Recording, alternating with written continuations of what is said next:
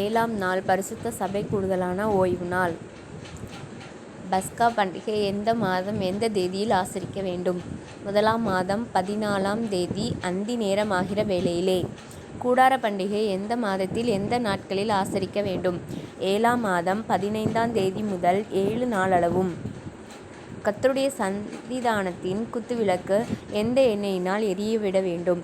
இடித்து பிழிந்த தெளிவான ஒலிவ எண்ணெயினால். உங்களில் பரதேசிக்கும் சுதேசிக்கும் ஒரே நியாயம் இருக்க வேண்டும். யோவான் ஸ்நானனிடம் பாவங்களை அறிக்கையிட வந்தவர்கள் யார் யார்? யூதேயா தேசத்தார் அனைவரும், எருசலேம் நகரத்தார் யாவரும். இயேசுவானவர் எங்கிருந்து ஞானஸ்நானம் பெற வந்தார்? கலிலேயாவில் உள்ள நாசரேத்தூரிலிருந்து. காட்டு மிருகங்களின் நடுவிலே சஞ்சரித்து கொண்டிருந்தது யார்? இயேசு. படவிலே வலைகளை பழுது பார்த்து கொண்டிருந்தது யார் யார்? செபெதேயுவின் குமாரன் யாக்கோபும் அவன் சகோதரன் யோவானும். மனம் திரும்பி சுவிசேஷத்தை விசுவாசியுங்கள்.